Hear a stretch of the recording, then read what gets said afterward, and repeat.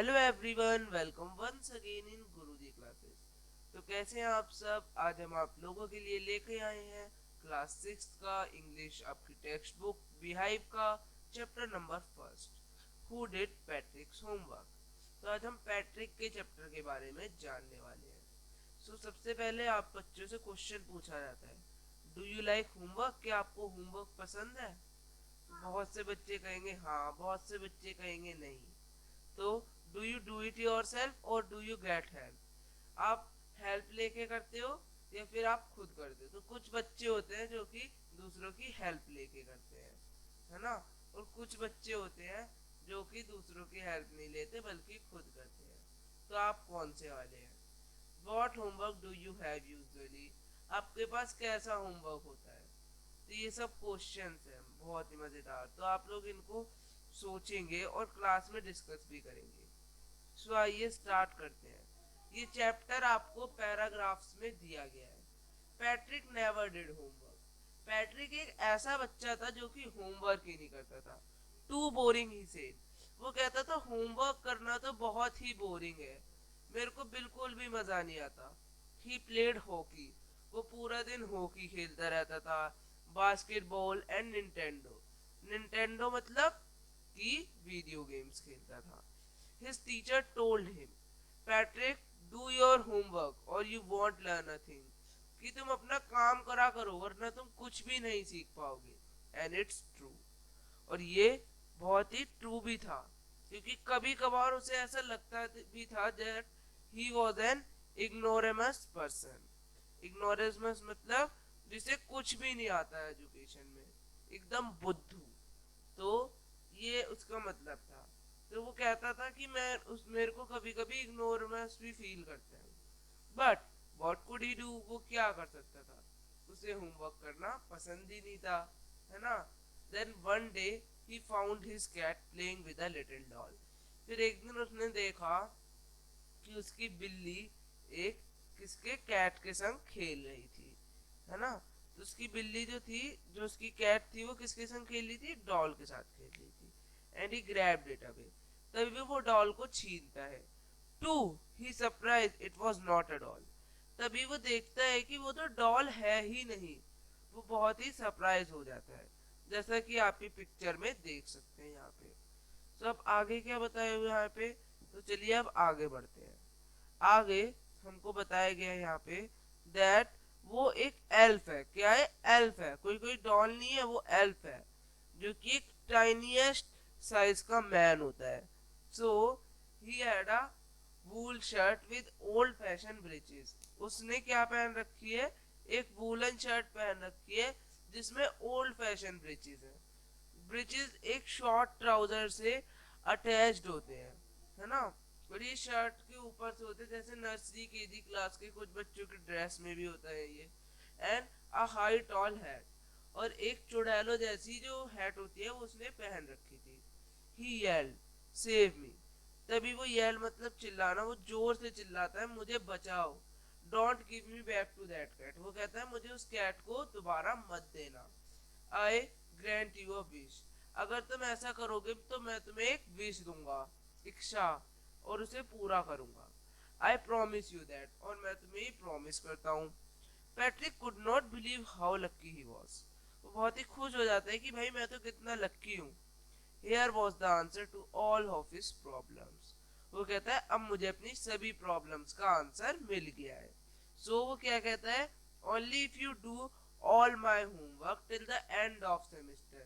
अगर तुम मेरा सारा होमवर्क सेमेस्टर के एंड तक करते रहोगे, 35 दिन का है जो, और अगर मेरे ए आ गए तभी मेरी विश पूरी होगी। आगे क्या कहा? जो लिटिल मैन था वो अपना फेस सिकोड़ कर बोलता है, जैसे कि एक कपड़ा जो होता है, जैसे एक कपड़ा होता है जो कि सिकुड़ा हुआ होता है, जो कि जिससे हम सफाई कर लेते हैं बेकार सा, है ना। उसी टाइप का कपड़ा उसके मुंह पे ऐसा लग रहा था। ही किक्ड हिज लैग। वो अपनी लैग में ही एक मारता है जोर से kick. And doubled his fist. और अपनी फिस्ट को डबल करके वो कहता है मैंने तो अपने ही ऊपर ही एक बोझा ले लिया और अपने पैर पे कुल्हाड़ी मार ली। ओ एम आई कर्स्ड। मैं पागल हो चुका था। बट अब मुझे ये करना पड़ेगा। And true to his word, और वो अपने वर्डों पर अमल करता है। That little elf began to do Patrick homework, वो पैट्रिक का सारा होमवर्क करने लगता है। Except there was one glitch, एक प्रॉब्लम थी उसमें। The elf did not always know what to do and he needed help, कि उसको ये समझ नहीं आता था कि क्या कैसे और कब करना है, इसीलिए वो हेल्प मांगता रहता था। हेल्प मी वो चिल्लाता है। And Patrick would have to help in whatever way, और पैट्रिक को अलग अलग तरह से हेल्प करने को कहता। I don't know this word, the elf squeak, elf बार बार चिल्लाता, मुझे इसका मीनिंग नहीं पता, मुझे उसका मीनिंग नहीं पता। फिर वो कहता है मेरे को डिक्शनरी ला के दो। No, what's even better, look up the word and sound it out by each letter. फिर वो कहता है कि तुम ही अब इसमें वर्ड ढूंढो। इसी तरह से वो पैट्रिक से ही इनडायरेक्टली सारा काम कराता था। तो when it came to maths, जब मैथ्स की बारी आती है, Patrick was out of luck, Patrick को तो कुछ नहीं पता था।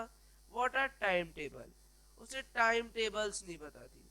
द एल्फ श्रीक, एल्फ चिल्लाता है कि टाइम टेबल क्या होता है। वी एल्फ नेवर नीडेड, वो एल्फ कहता है कि मेरे को ये सब कभी करने की जरूरत नहीं पड़ी।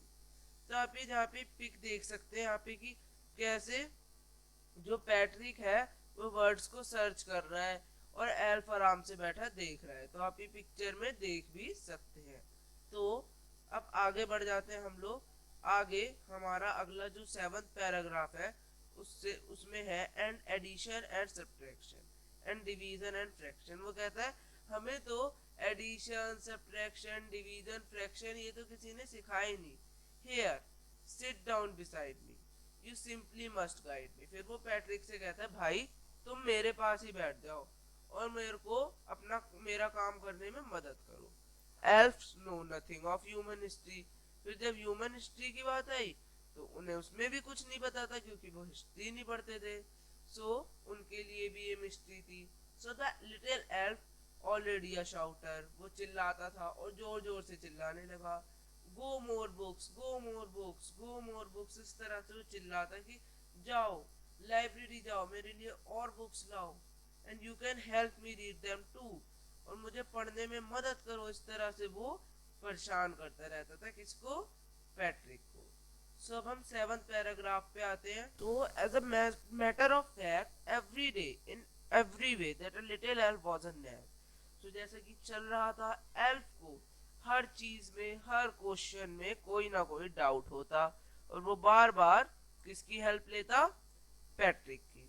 Patrick was working harder than ever and what is a drag, और क्या हुआ, जितना बेचारा पैट्रिक पहले मेहनत नहीं करता था वो उससे ज्यादा करने लगा। He was staying up nights, वो रातों जगता।